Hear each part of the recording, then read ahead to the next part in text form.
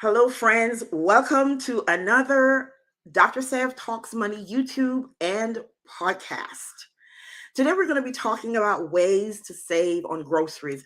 It really should be ways to save on food, not necessarily groceries, but you'll get the gist of it as we go through. And I may end up throwing a bonus or two in there. So, without further ado, let's jump right in. Now, some of these may be new for you, some of them may be refreshers, but one thing I do know is that keeping money is a behavior. There's a saying that says making money is an action, but keeping money is a behavior. And so there's nothing wrong with being reminded that we can change our behavior, and in changing our behavior, we end up saving money. So let's talk about the first item. And I did not turn my microphone on, so let me do that right now.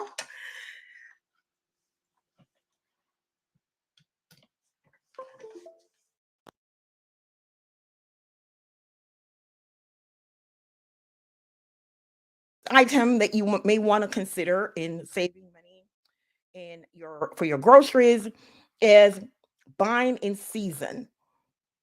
Now, there are things that the farmers will will grow that are outside of season, and when that usually happens, they're more expensive. For example, avocados. When you buy avocados in season, you'll find it's 59 cents, 60 cents each. When it's out of season, it's usually $2, $3. I never buy it out of season. So there are certain things, pay attention to what's in season, what's out of season, and the things that are in season, you want to go ahead and purchase those. And here's a tip that I use. I purchase items in season and I cut them up and I flash freeze them, because when you go into the grocery stores, there are bags of fruits and vegetables that are frozen, and they have flash frozen those and put them in bags. So that's what I do. I lay them on a baking tray, put them in my freezer. And once I put that in the freezer and it sits for a little bit, maybe 15, 20 minutes, then I take them, put them in a baggie, and put them back in the freezer. Because when you flash freeze them, what you're doing is you're allowing them to not stick together. So that's something that I use to save money. So I buy it in season and I put it in my freezer so I can use it when it's out of season. So that's something that you may want to consider. Number two is minimize waste. And here are some ways that you can minimize waste. And before I share that, let me share some stats with you. Each year, over 119 billion, that's billion with a B, pounds of food is wasted in the United States. And there are people who are hungry in the United States. That's another topic for another day. But that equates to 130 billion meals and more than 408 billion in food thrown away each year. And this is a statistics that comes from feedingamerica.org. Nearly 40% of the food that's produced in this country is wasted. And food waste in our home makes up about 42 billion pounds. Now, forget about the food waste. How much money are we wasting? Or how much money are we losing by having that volume of food thrown away? So I want you to consider how you can minimize waste. Instead of throwing away overripe fruit, do you cut them up and put them in your freezer for maybe smoothies later? You can put them in soups. You can put them in, make fritters. You can blend it into pasta. There's so many things that we can be creative and take those foods that are on the verge of spoiling and do with those things. So we just need to use our leftovers, use our food that's about to go waste in creative ways. Because again, it's not about the food, it's the money. Think about how much you're spending. Because if I throw away those bananas, I'm going to have to go buy some more, right? If I throw away those oranges, I'm going to have to buy some more. So that's money that I'm using. So minimize waste as much as you can, because that's saving you money in the long run. Number three, shop your pantry and refrigerator before going shopping. I'm guilty. There are times I've gone in the store and I'm thinking I'm going to make a certain meal, and I'm thinking I don't have XYZ item at home. So I go ahead and I buy it again. So what am I doing? I have when I come home, I have three or four already in the pantry. So what you want to do is you want to go through your pantry, go through your refrigerator, go through your freezer, and see what's there before you go shopping. Checking those items is going to minimize that you're going to have multiples of those items in your possession. Because again, that's money that you can use for something else, especially if it's something that has long life. Then you have that thing sitting there, and eventually it may expire before you're able to use it. Okay, so number four, this is something I do a lot. Google items that you have on hand already. And what I do is I may have some shrimp, I may have some potatoes. And so I go on Google and I say, what meal can I make with shrimp and potatoes? Or what meal can I make with shrimp and peas or something like that? And it gives me some recipes so I can use what's on hand. So instead of me saying I don't have anything to cook, I and go out to the store to buy some new items to create a new meal, I look at what's there and I request recipes from Google to come up with something for dinner.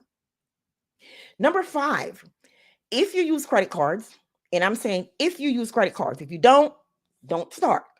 But if you use credit cards, earmark the ones that give you the best rewards for shopping at the grocery store. I use one credit card just for shopping at the grocery store and for gas. That's all I use it for. And I pay it off every month.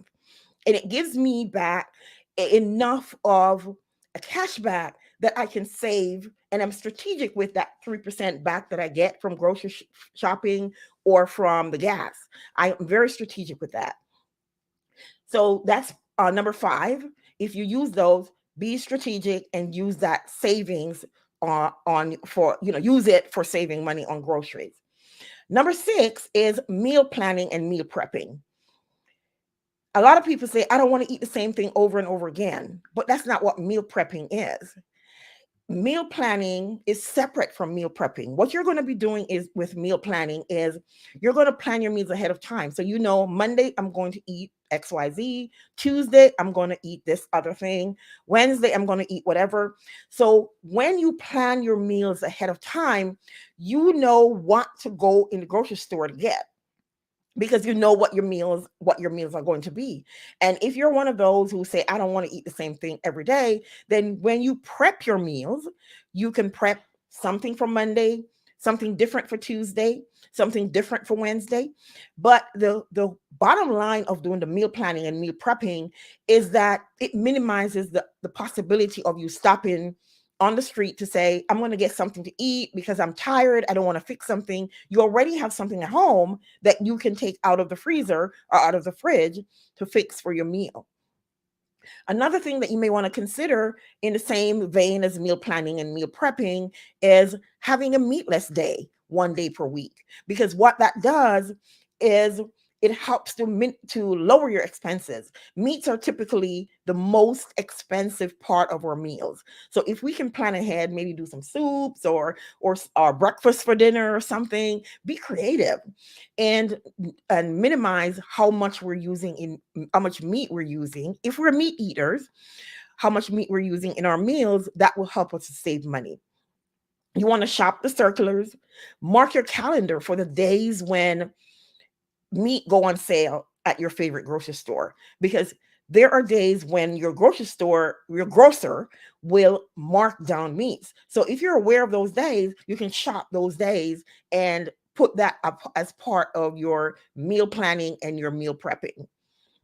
And prepping and freezing meals ahead of time gives you quick options for when you're on the go, especially if you have little ones and they're involved in sports. It helps you to have those things on hand so you can grab them on the go. The one that gets me sometimes is number seven, which is shopping on an empty stomach. Try as much as you can to shop on a full stomach. Our eyes are the ways to our stomach. And we're more likely to buy things we don't need when our stomachs are demanding to be fed. I That just happened to me recently where I was in the grocery store, I was hungry and I bought something that I typically don't eat. Got in the car when I got out of the store, had a few pieces, and it's still downstairs in the pantry because I was hungry and my stomach demanded to be fed. So you want to shop on a full stomach, and that's number 7. Number 8, partner with friends and family and shop at membership stores. I have a friend who we split the cost of Sam's membership. And that allows us to not spend as much because we both have small families. So we're partnering with that with each other so that we can minimize the cost of the membership. Another thing that you can consider is if you have family members who live in the same area, you could purchase maybe in bulk. So let's say you bought a 20-pound bag of rice, you can split that in maybe between 3 or 4 families. So your food won't go to waste, whatever it is you're purchasing. If you're buying juice, you're buying sauces, whatever, you buy it in bulk, you split the cost of that food or whatever it is you're purchasing, and then you're able to minimize your cost because again, it's going to minimize your waste and it's going to minimize the possibility of spoilage if you're able to do that. Number 9 is don't buy hygiene products at the grocery store. I want you, those of you who use hygiene products, to do an experiment. Go to the grocery store and look at those hygiene products, paper products, and I want you to compare that with buying it at the big box stores or like an Aldi or somewhere. Compare those and see what the price is. The same thing, just compare the prices, and you'll notice that you're paying a premium when you buy hygiene products at the grocery store.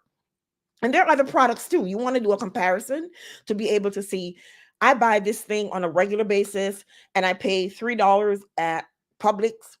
And when I buy it at maybe at Sam's, I'm paying $2.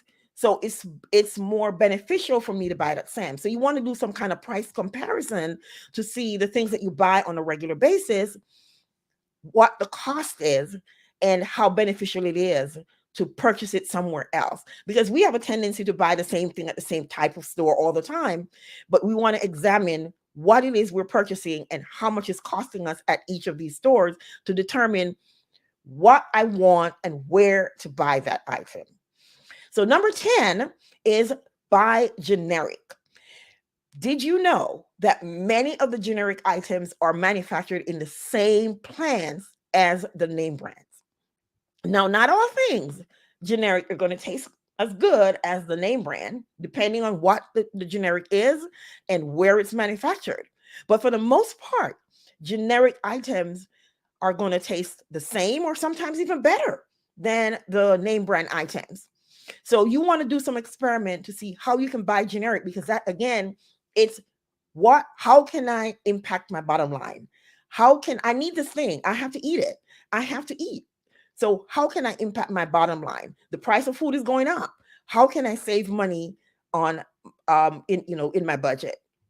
All right, number 11 is prioritize using the things on the verge of expiring or going bad. How many times we buy new things and we just put them in the front of the pantry or we put them in the front of the fridge? Well, what happens is we're using those newer things and then the things at the back never gets used and they go bad. And every time you throw it away, you're not throwing away an apple, you're not throwing away lettuce, you're throwing away money. Because as I shared before, over 119 billion pounds of food is wasted in the United States. And 42 billion of that is in our home, is wasted in our homes. So how can we minimize that? Because that's money we're throwing away. We say we don't have money. We don't have money to save. We don't have money to invest. We don't have money to put aside. But where is our money really going? Is it going in the trash? All right, number 12 is start a garden. Now, even if you live in an apartment, there are ways you can do things. Maybe a little vegetable garden, maybe a little mint garden, something that you can use to save money. And I want to share this little thing with you real quick, where I planted a garden last summer, and I got some squash, I got red bell peppers, green bell peppers, dragon tongue beans. I got uh, uh, basil. I got all these things, and I was able to make basil. What is that thing called? The basil that you can use on meats. I was able to make that with some garlic and some cheese and other things. I was very creative, and I saved a lot of money. And you just need a small plot. You just need a pan or something you put in your windowsill, and that saves you money. So even if you don't have a big backyard, there are things that we can do. Because again, I think about when we're in college, we were creative with the little money we have. But now that we have these jobs, we're bougie. I can't eat leftovers, but you can edit in college because you had no choice. I can't eat the same thing every day. You probably did in college because you had no choice. But now we're making money, and our mindset has changed about the way we do our groceries. Because as I shared before, making money is an action, but keeping money is a behavior. And so we have to learn how to change our behavior when it comes to our money and how we handle our money. Okay, so those are 12 items that I said I was going to share, but I do have a few bonus because I always give extra. I always do more than what's required. So the other one I want you to do, which is these two are some of the most important, and I don't know why I have them as a bonus, but create a food budget. Because what that does, it helps to keep us within a certain um, barrier per se. If I know my food budget for the week is $300, I'm going to be more strategic in what I purchase. And that's what a food budget does. I give myself a certain amount that I am going to spend on food every month. And when that money is gone, it's gone. So because I know that, I am very strategic in how I play with things throughout the month to make sure I stay within my budget. So a food budget is going to be something that's going to be helpful to you if you create one and know you're limited by how much you're going to spend, and then you're not going to be tempted to use a credit card to make up for that. The other one, again, which is very important, is shop with a list. Many times I have gone in the store in the past and I pick things up. Oh, I'll just get this. I think I may use that. Let me get this. I may use it. Let me get that. I may use it. And it ends up that it stays in my pantry. And when my daughter had food drive at her school, I just handed it over to them. Or when the bank says, okay, we're collecting food for people, I just handed it over to them because I had no strategy. So when you shop with a list, going back to our meal planning, when you plan, you shop with a list with specific things that you're going to purchase. And a lot of these things are common sense. A lot of them you may already be doing or you may have slacked off from doing. But the bottom line is this: saving money on food and groceries is something that requires discipline, and it requires conscious decision making. Because again, it's not that you're saving money on groceries, you're saving money bottom line. Our paychecks are not going up as high as fast as the cost of food. So how can we be creative to save money, shop with family members? What can we do to save money so that we are not just spending our money? And the last thing I want to share is don't just buy because something is on sale if it's not something that you're going to use. How many times have we done that? I'm going to buy it because it's on sale, and I buy it, but I don't really use it. But I'm trying to save money. But did I save money by buying it on sale? No. I bought it on sale. I may have thought I saved money, but I really didn't because I didn't end up using it. So I hope these are tips that you can come back to and make a note. If there's something that you are not doing that you can probably start doing, something that you are doing, you could do more of it, that these will help you to save money on your groceries, because again, food stuff is going up. The price of food is going up. The price of everything is going up. And we have to be creative in what we do, how we handle our money, and what we can save so that we can keep more of our money in our pockets. Until next time, this is Dr. Sev saying thank you. And Beverly, thank you for joining us today. Happy Mother's Day to you also. And I will see you guys next Sunday when I'm going to be celebrating 1 year, not 1 year, 3 years of going live. And I'll also have some gifts and some giveaways. Until then, take care and have a wonderful Sunday afternoon.